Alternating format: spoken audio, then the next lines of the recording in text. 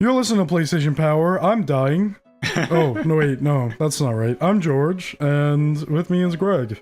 And I've stayed healthy somehow, knock on wood. But the winter's definitely not over yet. So we'll see how long that lasts. Yeah, we'll see what happens. I don't even know if I'm getting anything or what I have. We're talking about SaGa Frontier. that's how you segue, Greg.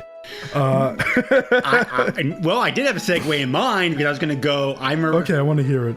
I have a little history like this game because when it came out, George will go over the release information here, like in showing a little bit for us. But when the game came out, I was in a college. And oh man! And so I bought this game used one weekend, and then that weekend was a terrible snowstorm. So I pretty much just spent all weekend pretty much snowbound. I mean, like, I was able to trudge through the snow to the short distance to get to the dining hall to eat, but pretty much those 3 days I just played SaGa Frontier because there wasn't anything else to do, and it's like 2 feet of snow outside, so. Was that snowstorm similar to the one that we just had? Bigger. Oh, geez. Okay. Well, I went to college in northern New Hampshire, so we had some pretty major snowstorms. Yeah. But damn. So, and it was a good thing. Yeah. It was a good thing the dining hall was pretty close by because even trying to trudge through a foot of snow with like 40-mile-per-hour winds blowing your face is not fun. Jesus. But so, and I had a microwave. Did you try using that to melt the snow? No. I did do some limited cooking in the room to minimize the trips outside in the frozen wasteland. Oh, that's understandable, yeah. But I never did beat this game then. You never beat it now. Well. And pretty much the same reason both times is because of lack of time. Back then this was toward this game is pretty brutal too. I'll give it to you. Yeah, I mean, I got through it all right, all right both times. But just like after that weekend, just like a bunch of projects and stuff came up, and I just didn't have time to go back to it. So eventually I sold it, and then this time. I got pretty close to beating one of the scenarios, just like but I've also been, working 50-hour work week, 6 days a week, so just a matter. But I had no excuse, but I did finish it, thank God. Right. So, but so gonna be talking about this game through a combination of old memories and new memories. So that's always good. As you can tell, I'm dying. If you didn't hear me say that before. Did you play this game back then, George? No, first time with it? I knew nothing about this game until it was brought up. I did. So I would be glad to go into some franchise history with the listeners after you set us up. Sure. First off, before we get into everything, I just want to thank Patreon backer Michael.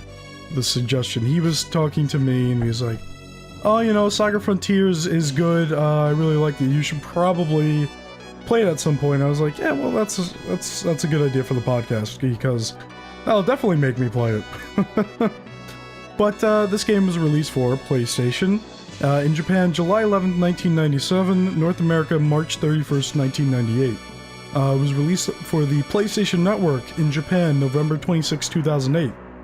So, that's interesting. It's really a shame that we never got it over here, on PSN, but, hey, what can you do? Complain, I guess. Anyway, the developer was Square Product Development Division 2, and it was published by Square in Japan, Sony Computer Entertainment in North America. It's a cool game. Yes, it's definitely, it's definitely like a very unique game, and the history of this franchise is kind of interesting because like Front Mission, which is another Squaresoft franchise that we covered in a previous podcast. Still playing that game. Yeah. Most of these games never came out in the West.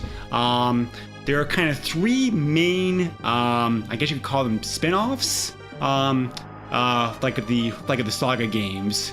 The first games were just called the SaGa games, like in Japan. These were Game Boy games that came out in 1989 through 1991. Oh, I heard about that. That's we right. got those. We got those games in the West as Final Fantasy Legend games. Right. Right. So because of course Final Fantasy was known over here, so they just like made a few tweaks and voila, there we go. So then the Romancing SaGa series was 3 games that came out for the Super Famicom from 1992 to 1995. And those games never came out in the West. I've heard they're very good. I've never played them, but. So then SaGa Frontier, and then also the sequel, SaGa Frontier 2, which came out 2 years later, also for PlayStation. We got both those games in the West, and everything else since then has not come out. And everything else since then has not gotten a Western release. I can't say I'm really surprised because it's kind of flown under the radar. It has really. I mean, even during the PlayStation times, I remember this game got talked about by RPG fans, but it never got too much marketing. It never got too much press. Most people really didn't pay much attention to it. Hey man, I never heard of it, so yeah. Well, like something. I said, I never heard of the sequel.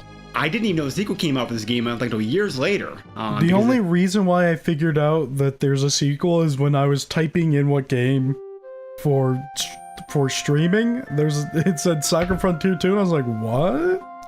Actually, looking at this list again, I do have a slight correction. There was one other SaGa game that did come out like in the West. Unlimited SaGa, like the PS2. Oh, I heard of that game. Yes. Okay. There was also Romancing SaGa for the Wonderswan Color in PS2 in 2001. Makaitoshi SaGa for the Wonderswan Color in 2002. Two remakes of the SaGa games for the DS. Imperial SaGa, which is an online browser game from 2015. Jesus. And the newest game, SaGa Scarlet Gate, like the Vita, which came out last year. I just want them to make a game that's called SaGa, or release a pack of all the games and just call it SaGa. I mean, that would be wonderful. So, SaGa Frontier, the SaGa Frontier, this game we're covering in this podcast, is officially considered to be the 4th game of the Romancing SaGa series, like the Super NES. Are they all connected? Yes. Okay. So, but That's all I need to know. very, like I said, the SaGa games are loosely connected. The Romancing SaGa games are loosely connected. I think the later games are one-offs probably, but so like I said, it's a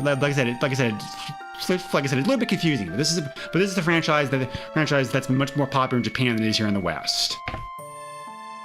Yes. For reasons that are pretty obvious when you play the game. It has a very anime feel to it. It definitely has a very anime feel to it. The graphics and the character icons, the pictures, and some of the monster designs and whatnot. I never really thought of anime or anything when I played through the game. That's interesting. Yeah, I think it has kind of an anime feel to it. I mean, I didn't really get that. Anime inspired, at least, maybe. I could see that. I just like when I was playing through the game, I didn't get any kind of feeling of like anime-esque or anything like that. But that's interesting. Something else this game was praised for when it came out was for its very rich and deeply made like 3D environments, which I remember at the time being like very impressive. 3D environments? Yes. Is it really 3D? I mean, it was just a bunch of 2D and... Yeah, I was going to mention that. Yeah. I mean, okay, so putting your mind back in that time where the game came out. Okay, yes. 3D landscapes, 3D environments. Okay. I can see what they're saying there. Right, the company always considered it to be 3D. Whether we would consider it to be 3D, especially nowadays in 2017, totally different. Yeah, but in some ways, I'm glad the game is not all 3D because, we know PlayStation 3D graphics have not aged very well. So if this game So this game had tried to be heavy 3D, like some other PlayStation games of this time period. It would not look as good today. And I think this game still looks very good today. Mostly because, like I said, the graphics and anime work is very bright and colorful and detailed. It's just some beautiful graphical design in this game. Yeah. It's definitely something. It looks nice. I don't know if it was my emulator or what, but it's just like... Yeah, this was a tough game to emulate. Things are like... It was tough to emulate? What do you mean? Well, there were some glitches, there were some slowdown areas.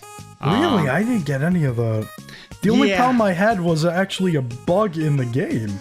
Oh. Did you see that? Maybe. Like, I got it like in the first half an hour. What was the bug?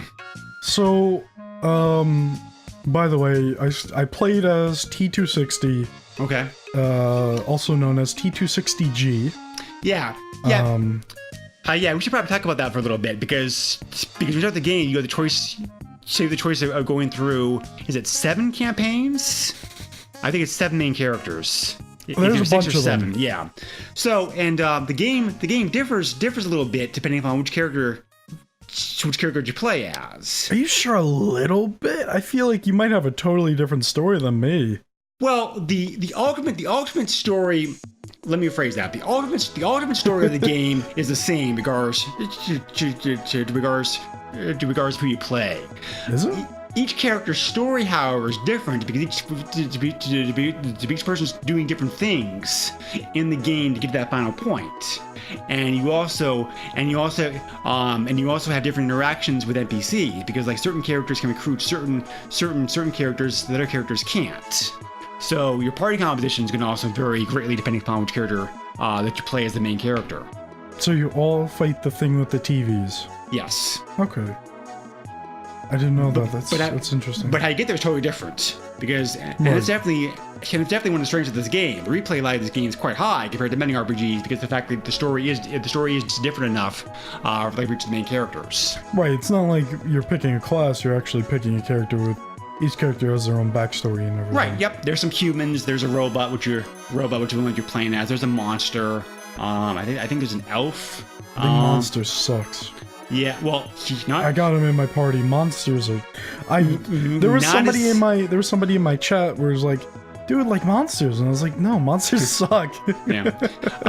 He doesn't suck as much as the bard. What are you talking about? The bard? Are you talking about Loot? Yes. Loot actually helped me defeat the boss. Well, if you start with him as the main character, he's very bad. He does get better if you get be given the time.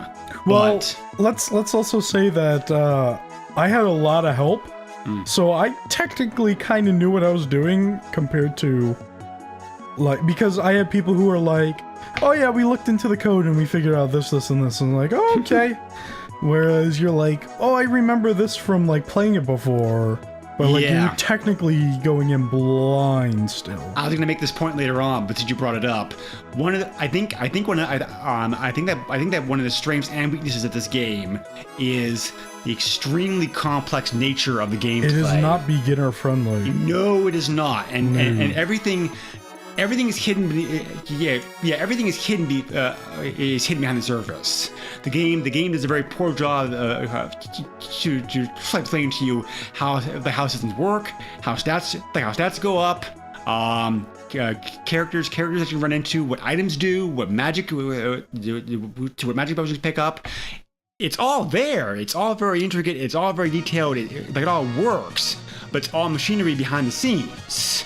So you can manipulate the game in certain ways to maximize your gameplay experience. But if you don't know what you're doing, it's very easy to kind of fuck yourself up and make the game a lot harder than it should be. Yeah. Yeah. Anyway, I didn't finish that, talking about the bug that I found. Jesus. Sorry, go ahead. No, that's fine. I was just like, it's so terrible. I didn't even realize until like after, but So I had this thing where I died during I guess what would be technically the first boss. There's an arena that you can fight in. And you get to this robot that you have to fight. Because there's nothing else you can do. You have to fight this robot to progress in the story. And I fought him the first time, but I died. Oh, so then I reloaded my save. I know we were going with this, yes, because I did read an FAQ on this game, and that's one of the things that was covered in it. Because the robot, if you lose to him, does not show up in the ruins anymore. He shows up somewhere else. No. It's not what I'm talking about. Really? Because it sounds like it. You were talking about... what's his name? Hold on a second here. Let me find his name here, because it sounds like because I had a similar problem. I thought you were talking about a Burva. I don't know. Because if you lose the Burva in the ruins, I'm not talking about the ruins. I'm talking about the arena in Junk. Oh, okay, yeah, I'm sorry, but so it sounds similar. So the guy wasn't where he was the first time, then, right? No. The problem was, I lost and I reloaded that save. Mm-hmm. And then I did some bullshitting around because I figured out, like, oh, the octopus guy or whatever he can fix the things that the equipment that you've gotten off of the other robots in the arena. Okay, so fix them, put it on them, and save, go back to the arena. Realize that for some reason my robot has abilities, which I shouldn't have abilities at this point. And they're not just special abilities, because I think robots can only have special abilities, but like he had like sword abilities and this and that. I was like, what the fuck? So I went to the battle again, and the game fucking crashed. Huh. I was like, what? So I kept trying it like an idiot. I tried a different emulator, and the game kept crashing, and then I realized my robot has 0 health and I can't heal him. So the reason why the game was crashing is because I was already dead before I started the battle. That is weird. So I had to restart, and wow. It took me like 15 minutes this time to get to where I was because I knew where to go. But it's like, wow, like 0 health, and you just let me do this shit. You don't let me heal or anything. And like you can't go to 0 health without the game ending. So this obviously was a bug. Unless it was an emulator glitch somehow, but I don't. No, I don't. Wow. I don't think so. No, I never heard about that. Huh? That's weird. On top of that, I also used a glitch where you could basically get like unlimited items of whatever you want. Oh yeah. There's several glitches. The junk shop. Yeah. Yep. I was gonna say there's 2 big glitches in this game. One of them allows you to get the infinite junk shop items. Playing another one, playing another glitch that allows you to get like infinite credits. So I do know this game. Yeah, I think somebody told me about that, but I was like, I don't know. So yeah, I did know this game had some glitches. That's the first time. That's the first time I heard about that. So. Oh yeah, you can look it up. I streamed all my progress through the game. I certainly believe it because this game's very complex. This game really is over ambitious, I'd say. Yeah. Squaresoft was trying to do a lot packed in this package, and I think in some ways it succeeded, and in some ways it failed. Because there are a lot of things I like about this game. Well, let me go to the positives first. You already mentioned some of them. There is high replay value because of the 7 main characters. Yeah. And each character's not overly long. I think about I didn't quite finish Red's quest, but I got all the way to the end, and that was like about 10 hours of game time. So that's not like too bad. I think my gameplay was about 12 hours or something like that. Right. Once you know what you're doing, the gameplay, the gameplay flows like pretty smoothly. I already mentioned the graphics. They're very pretty graphics. I even show like these days. The music I think is pretty good in this game.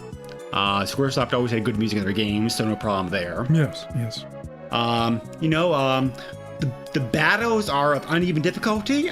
If you know what you're doing and you put the time into learning the correct spells and getting the right items or whatnot, most regular battles are fairly easy. Some of the bosses though can be very, very difficult battles. Extremely tough battles, especially if you don't know what you're doing, or stumble into, or as happened with me, stumbling into one of them without like really meaning to. So I stumbled into one boss battle that fucking wrecked me. Yeah. But other than that, I didn't really have too much trouble. So the flaws of this game to me is the fact that, you know, because of how complex that it is, like you said, this is not a game for beginners. You know, I think one of the reasons this game is kind of a cult favorite these days is because that many people either didn't know you either didn't know that came out because this game came out in the late 90s when Square was the peak of their power, and they were cranking out games left and right like every month it seemed like. So a lot of their stuff kind of got ignored or flew under the radar, like one or another. I think another thing that hurt this game is because of the complexity. Like I said, there's so much, there's a lot going on here, but all these systems, and to be fair, this is not unique to this game. When I remember playing from other SaGa games, and when I heard people talk about other SaGa games, all SaGa games have this problem, like to some degree. They're very complex games that everything's not explained to you very well, and you have to spend a lot of time figuring out. Okay, you actually have to. You're encouraged, and this is weird for me to say. You're encouraged to read an FAQ for this game before you start playing it because it's so complex. Are you sure about the?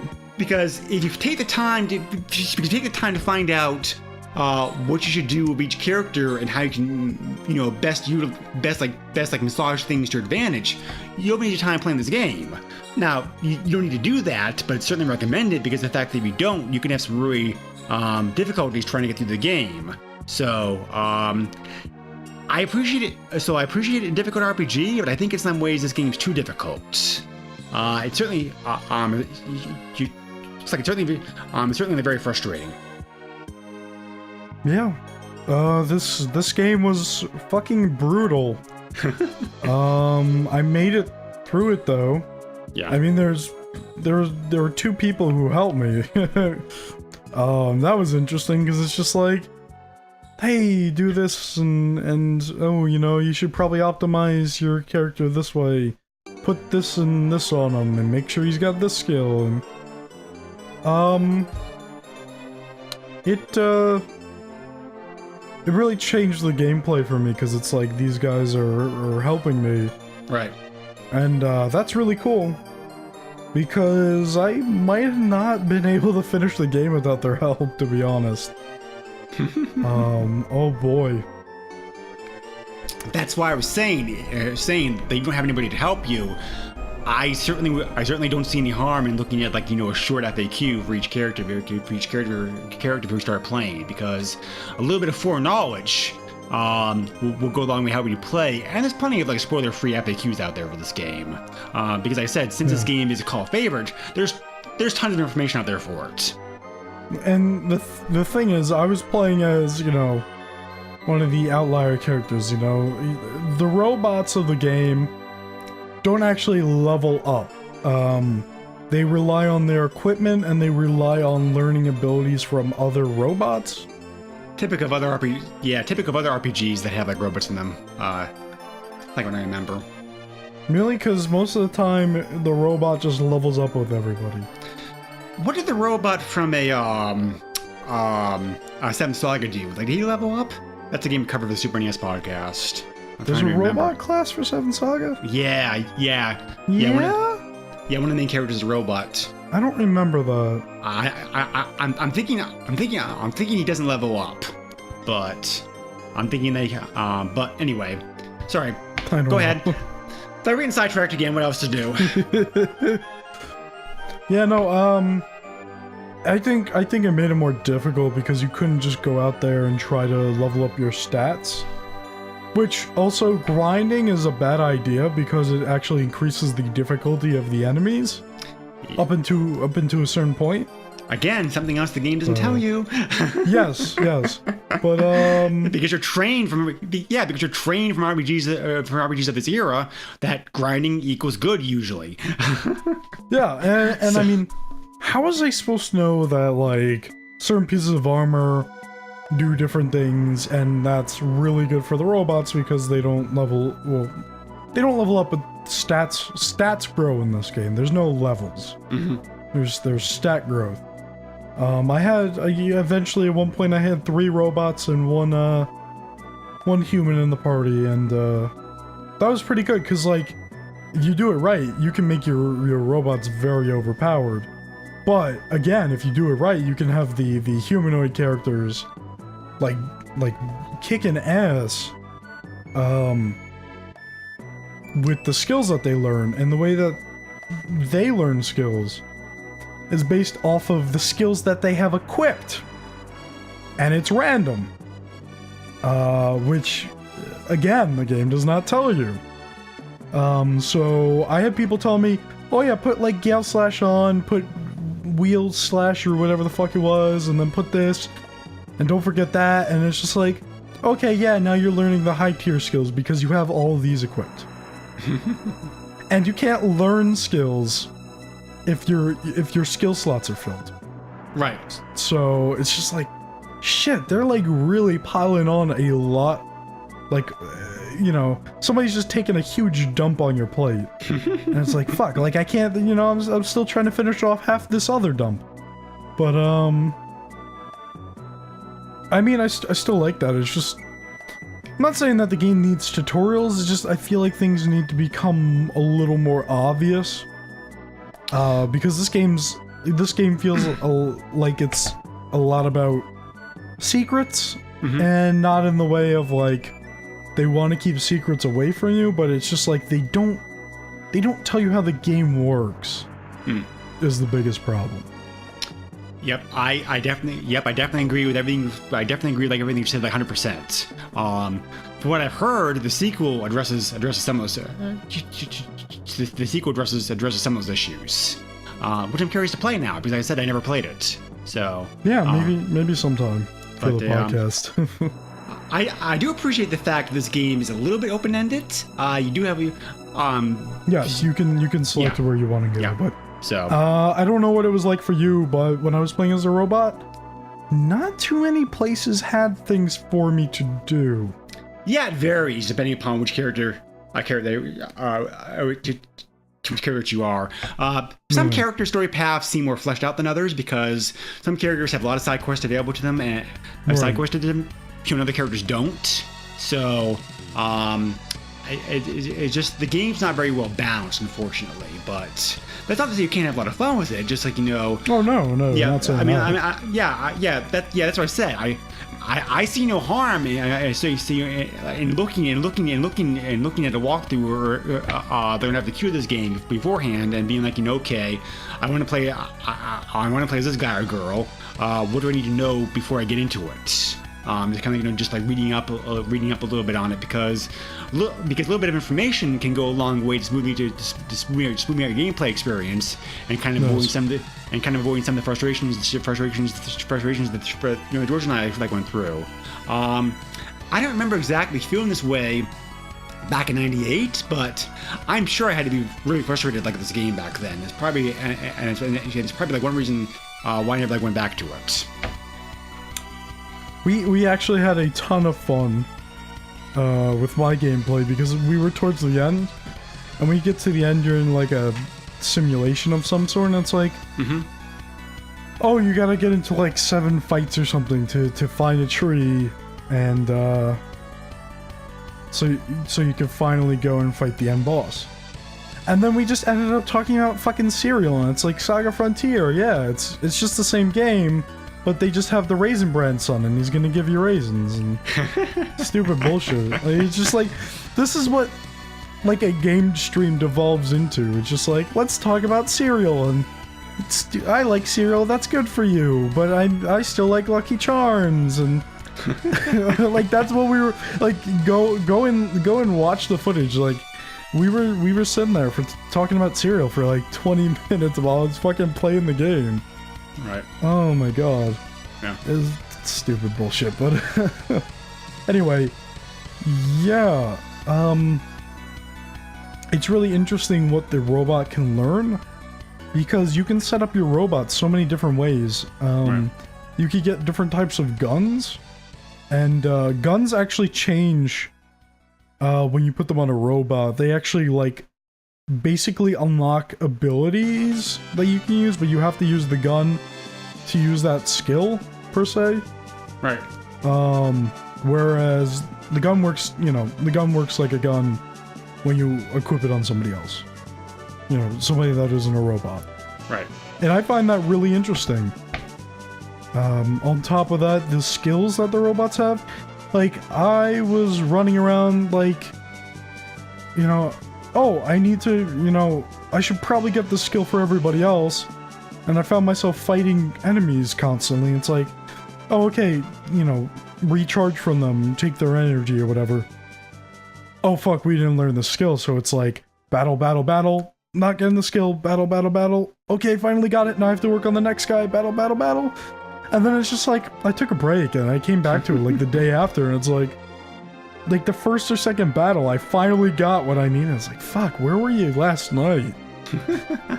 So that's another thing. It's just like so random on what you can get, but it's totally worth it. And then there are times where it's like, oh, plural slash, I'm not using it on this robot, fuck. So, but yeah, you can set up robots to do melee, and I've been told that that's a good idea for the end game. I guess probably because you don't run out of ammo for that, but you run out of energy, but the energy is, depending on what skills you use, the energy is rechargeable, whereas guns are not. I mean, the energy for guns come back every time you finish the battle, but the energy for the robots do not, and this is why you have to recharge from the enemy robots. This gets difficult at one point in the game because there are areas where there are not a lot of robots. So that was difficult, but eventually you can learn a skill where the robots get energy back after each turn, and there's another one where other robots can supply other robots energy themselves. So that's really cool.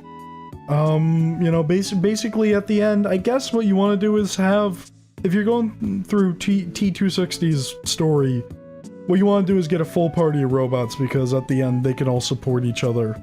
I had one human character, and that really fucked me up because he died and nobody was holding a cure because I had to equip them with armor and weapons, not backpacks or healing items. Interesting. But all in all, good game. Experience was really interesting. I'd like to hear what you have to say. Well, I agree with you mostly just about everything that you said. This is a game that's hard to recommend without some like special it's like in the like you attach like a URL to like the game, and it's like, hey, play this game, but you're probably gonna need this fact. Yes. I don't recommend it. Like, you really enjoy like RPGs. I don't recommend it if you're a fan of old-fashioned, grinding heavy Japanese RPGs. Because I think half the game time I spent at least was trying to get certain skills and figure out where certain items were that I needed to be able to advance. So that's half the game time right there. Don't they tell you what the items do? They do, like, not the equipment's like really shaky on that, where it's like, this is a fire helmet, but like it sucks your dick, but it doesn't say that, It's yeah, like, exactly. The mirror helmet, it adds strength. Why? Right. That doesn't make sense. I mean, it tells you things like prevents blind status. Okay, cool. I don't think I don't think blind status really matters for robots. But yeah, you know, and then the healing items are just like, or just the items in general that you can use are just like, it does this, and it's like, okay, it's self-explanatory. Plus, the story, I think most characters is only like average at best. I mean, it's not like we're used to having like these great detailed sweeping stories from Squaresoft games. You're telling me an Amnesiac is not a good story? It's not overused or anything, you know? No, not at all. But so, I mean, the characters themselves are fine. They're pretty well developed, at least the main characters, at least. So but the stories themselves, like most storylines, just like, average detail. So I mean, I liked how the robot had to remember what his mission was.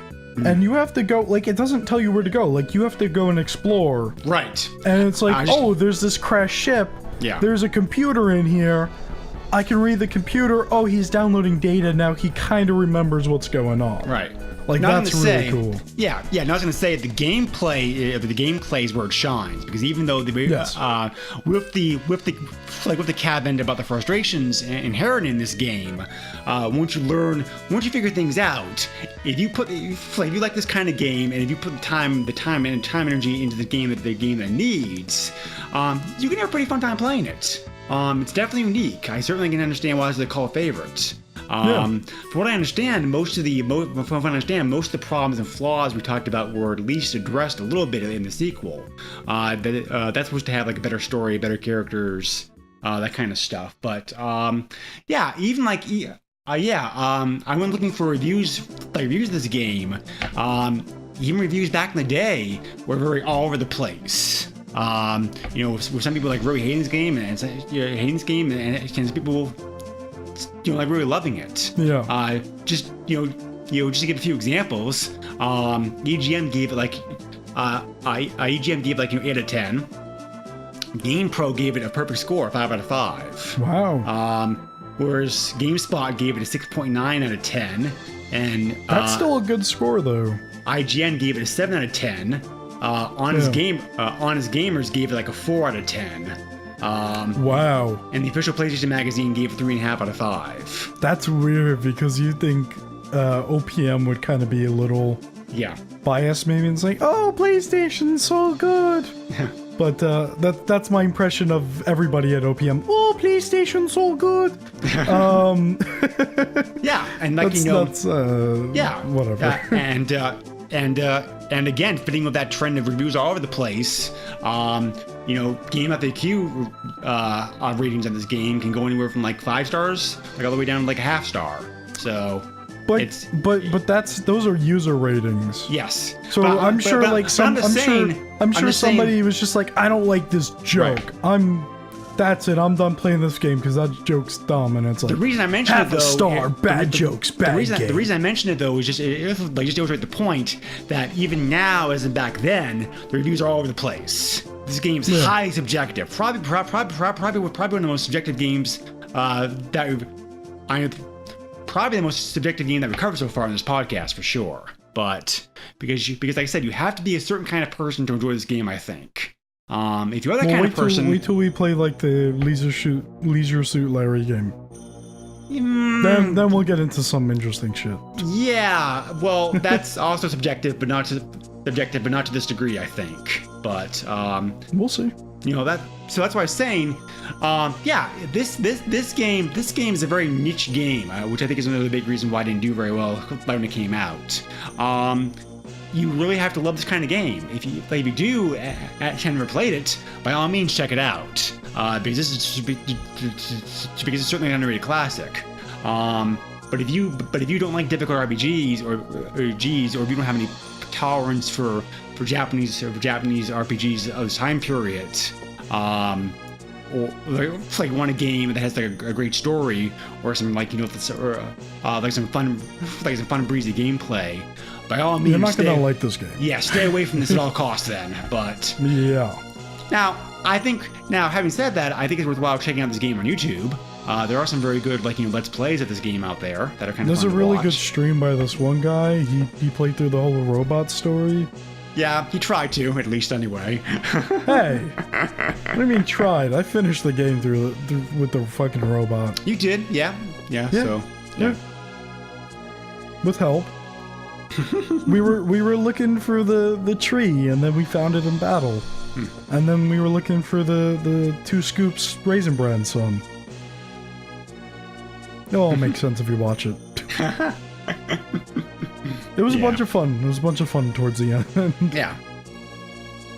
Yeah, so, yeah, it's too bad this game's not really available. Are you available getting other way, except for picking up a used copy?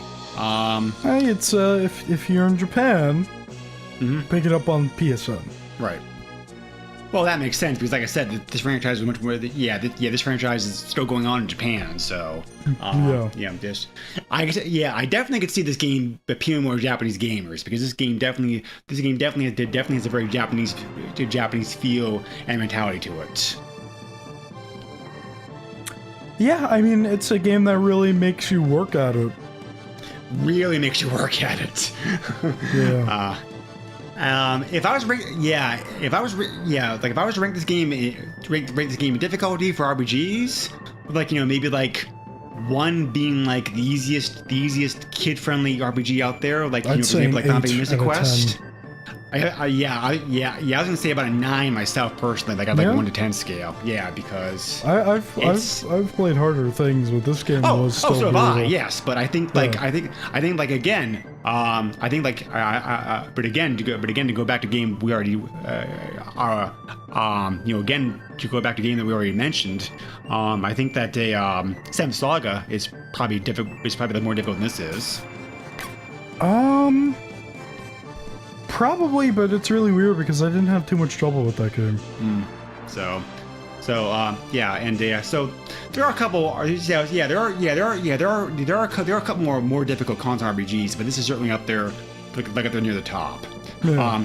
That said, when you do beat it finally, it's a great sense of satisfaction because this is not. Yes. Yeah, because I don't need to play this game anymore. No, it's like. Finally, like, all that effort I fucking put in, like... You feel like you earned it, yes. Right, we saved the world. I'm cool. I'm gonna fly away and... stuff. Yeah. I couldn't think of anything. Now, what character did you play as? Red. What was the story like for Red? Pretty standard actually. Just right. it's just just pretty much like go out like into the world and like I did take down a couple of notes on this actually. Hold on a second. Okay. Let me pull it up here. No, we talked about secrets. Yeah. Red's pretty much focused upon trying to just like go out in the world, like do some exploring and like try to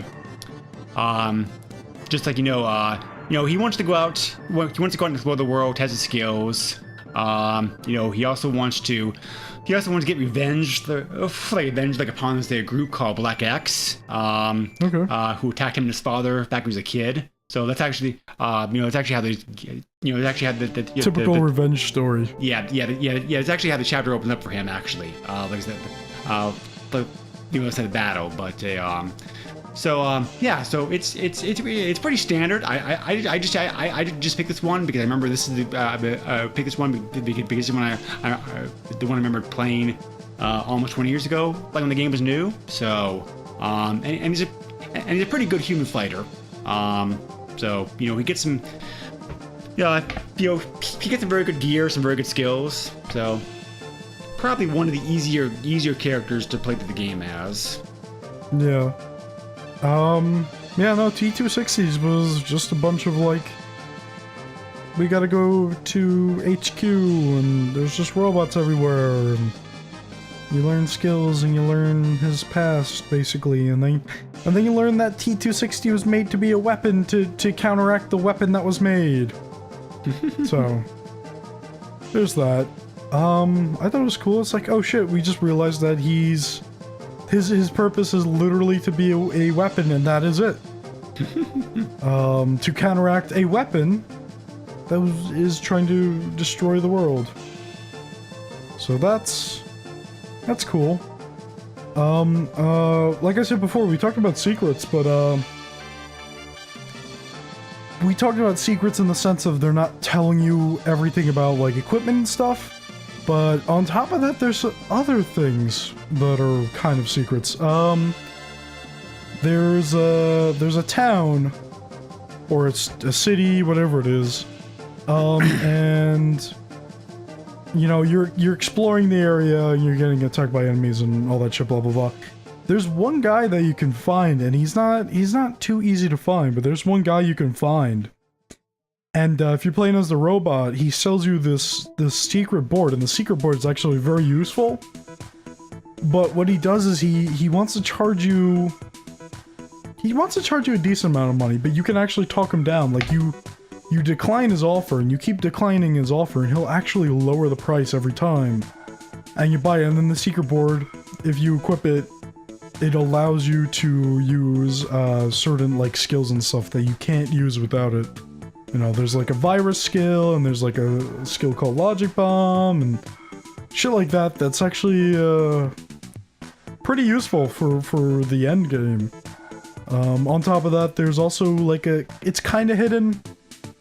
There's a robot that runs a shop, and he sells like really powerful guns and stuff like that. Actually, you could get him in your party, but I kind of fucked up and not got him in my party. So that sucks, but yeah, there's just I can't imagine how much more there is. There are actually areas where I've gone to, and it's like you can't go on further because you have a robot in your party. It's like, well, this is the main character, so I can't go through this dungeon, I guess. It's really interesting. It really does make you want to play the other characters, because you say, okay, now I can go to this town and go through this dungeon because they'll allow me in, because originally when I played as the robot, they didn't let me in. You know? The only thing is, like, I kind of suggest not playing as the monster, which, because monsters suck. I'm gonna just keep saying this. Oh, I'm probably pissing somebody off out there, but like, dude, monsters suck. Anyway, what was I gonna say? There was something else that I wanted to bring up that I totally just fucking forgot about. You were talking about how the game's loaded like your hidden things, like, you know, secrets and like hidden items and hard to find skills and that kind of stuff, which is all very true. Yeah, it's just, I think I said this before, but there are so many towns, and for the robot, there's like nothing going on in them. But I feel like if you go with just, you know, any other character, there'll be stuff going on, because it's just like I explored every single square inch of like every town basically. Just like, oh, okay, there's nothing going on in here, there's nothing going on in here, what the fuck do I do? You know, until somebody just gave me a hint, and it was like, okay, I basically have to go find this guy and talk to him, and then we basically progress on the story. Right. So I don't know if you had a similar experience or oh, I did, yeah, definitely. Okay. Yeah. Like I said, not to be a dead horse here, but this game's frustrating. Wait, what? Nobody told me that. More frustrating than it has to be. I think part of it is just because they want to make the game difficult to begin with. No. And part of it's also that games were different back then as opposed to now. I mean, like, games back then were a lot more obtuse, a lot more challenging, a lot more well, I mean, they're so challenging, but they're more challenging to figure out how to operate them as opposed to like playing them, because nowadays games do a better job of like explaining things to you and not having everything hidden in the surface like this one is. If this was a modern game, there would be DLC waiting for you. There would be a microtransaction that would get you through a certain level, or it would give you a certain weapon that just overkills everything. There would be a tutorial that would be annoying as shit, saying, press the X button to attack, and you do damage. Oh, also another thing, if it was a modern game, the X button actually would have been select in North America, not fucking cancel. Anyway, I am actually not as salty about that as I sound. But, you know, there would be a difficulty slider, there would be, I'm sure, are you having trouble fighting here? Turn it on to baby mode. Like... Yeah, I'm just dismantling modern games right now, but this game's really fun anyway, even though it's frustrating. Yeah. I mean, like, you know, despite all my gripes, I did have fun playing this game. Yeah. I don't know if I'm going to go back to it. But I am curious to check out the sequel at least. Yeah. So I had a really cool experience, and I never thought I was going to have this, but. Basically, through the internet, I had this experience where I'm talking to people about this game, and it's like, no, the robot's really cool, but you gotta do this, this, and this. And it's like, oh, okay, well, how do I do that? Like, where do I go? Like, I'm in this tomb or whatever, you know? Where do I go? Like, what am I supposed to do? And they're like, you know, you're supposed to collect these, like, 3 items that are, you know, like, pieces of equipment in this tomb. Like, you gotta go here, here, and here. And, of course, hilarity ensues when there's, like, a 30-second Twitch delay or whatever, and somebody's saying go to your left, and you're going to your left, and it's the wrong room, because they're 30 seconds back, and they're telling you to, you know, get to, like, this one room that you're already in.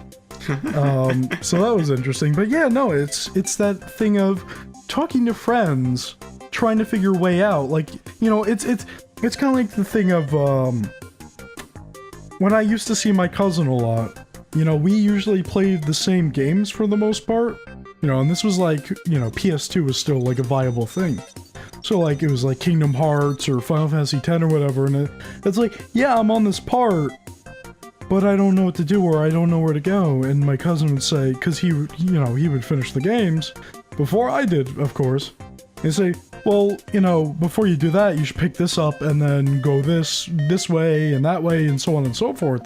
So having that kind of experience is really fun because being able to talk to somebody who has beaten the game or has just more experience with the game, and you're learning things with them and you're asking questions, it's really fun. Yes. Yep. Yeah, you know, I definitely can see I definitely can see the enjoyment of this game being enhanced by playing it with other people, like most RPGs.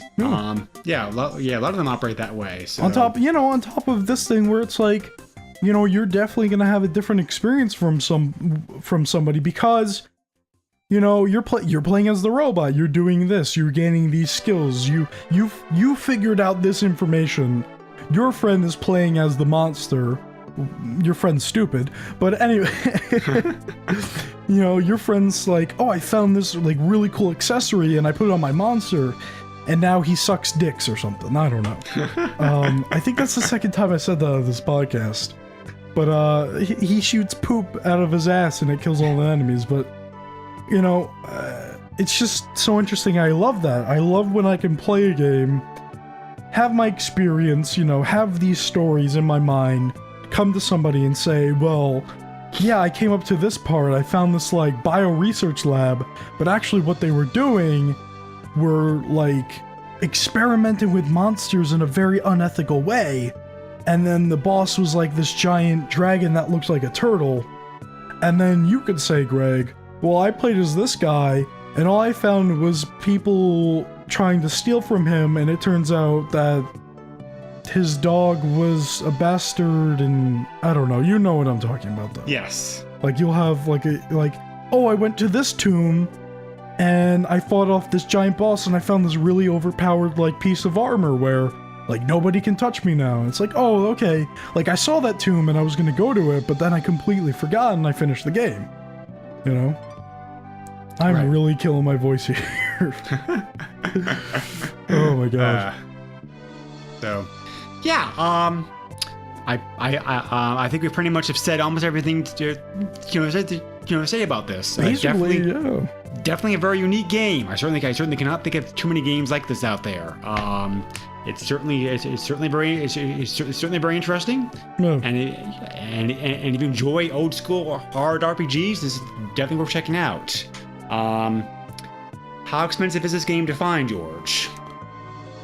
You can find this game, at least I found this game, between $10 and $60. That's a huge gap. Yeah. so like 10 to 20 bucks for like 10 to 15 for like a loose copy, which is really good, I have to say, for this game.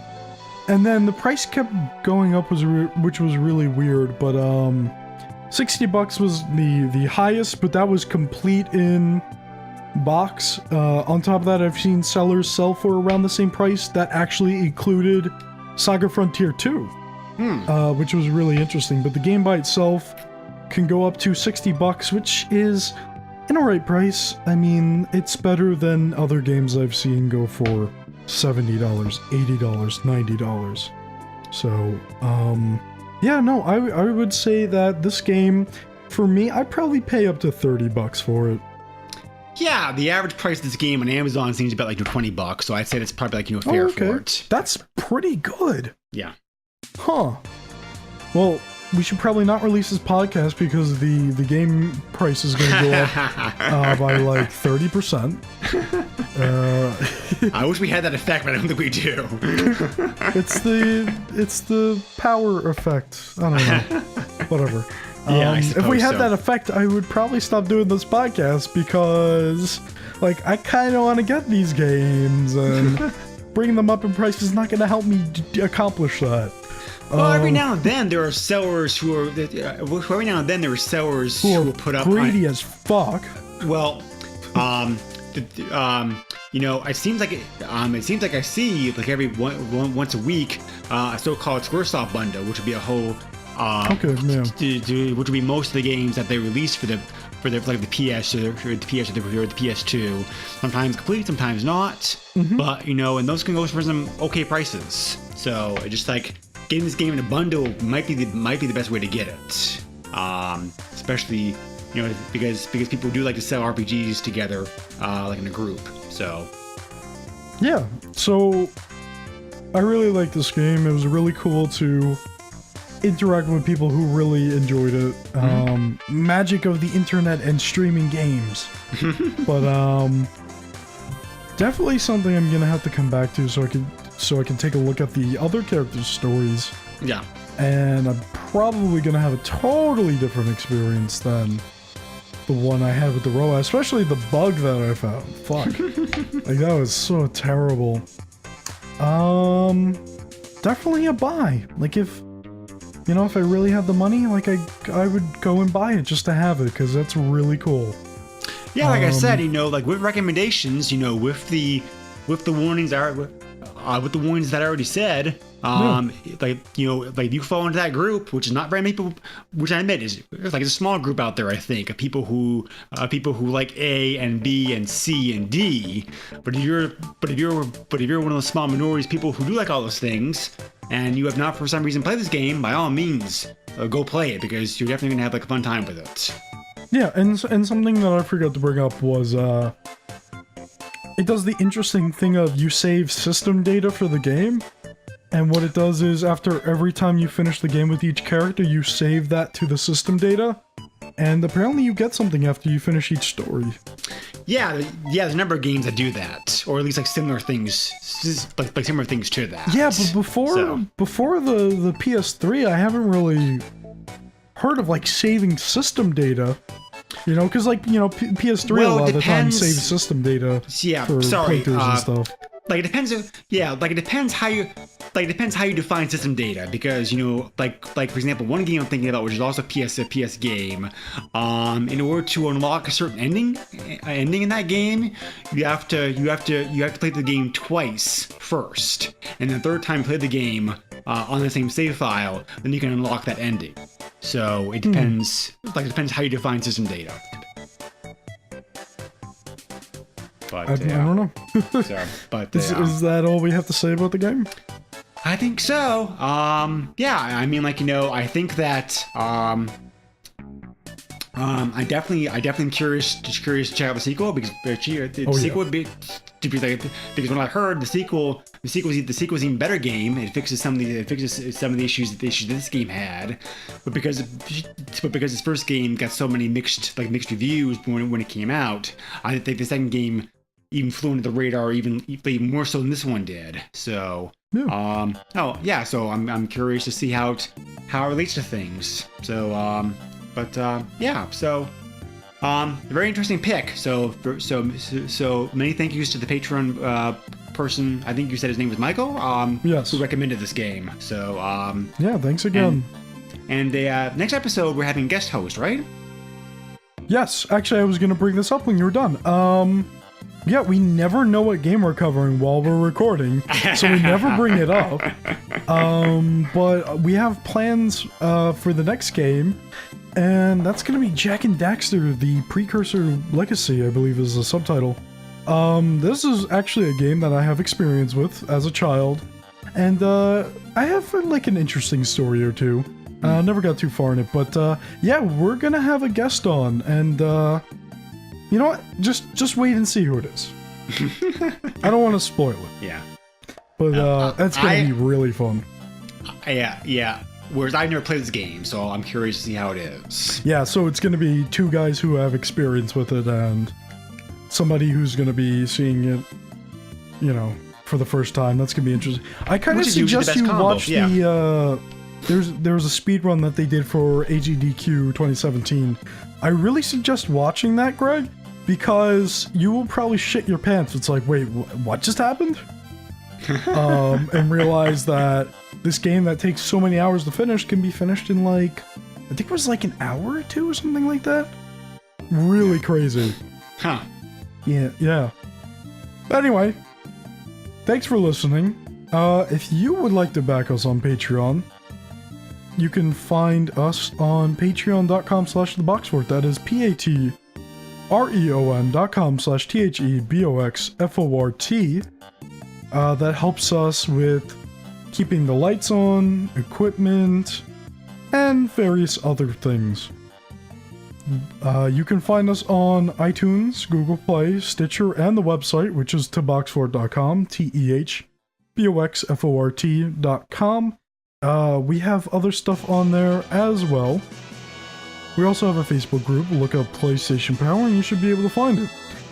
You can find me on Twitter at Mr. Chief, at MISTURCHEEF. If you use the same name, find me on YouTube, Hitbox, and Twitch, where I'm streaming out games for the podcasts, or just playing whatever the fuck I want, because that's how I roll, bitch. Anyway, if you have any questions, comments, or concerns, you can email us, PlayStationPower@theboxfort.net. That is PlayStationPower@THEBOXFORT.net. Don't ask why that's different, because Squarespace charges more for emails, so using the other website. I probably didn't explain that before, so we've been going on for a while with two different things. Anyway, Greg, I'm dying over here. Finish us off here. Well, George and I also do another podcast together, which is the Super NES podcast. Yes. Where we cover Super NES games. You can check out both podcasts, PlayStation Power and Super NES Podcast, on Facebook, where we have Facebook pages, and both podcasts are also available on iTunes. And if you want to reach me directly, you can email me at the SNESpodcast@yahoo.com. And we always welcome comments, feedback, suggestions, and that kind of stuff. Always. Just to bring this up because I really want to. I got a message from Ferg when I finished editing the the Puzzle Bobble episode. Yes, so did I. And he was like, "Did you guys put it out yet?" And I was like, "No, but we're really close." He's like, "Fuck! I have feedback for you." I was like, "Oh, you're too late." And then, you know, and I let him go on for a second. I was like, "No, you can send it in anytime. Like, it doesn't matter." Yeah, I told him the same thing, but well, he got to me first. Whether or not he'll actually record anything, though, is a whole different story. I think he was. I think he was going to do that the same night, maybe. I don't know.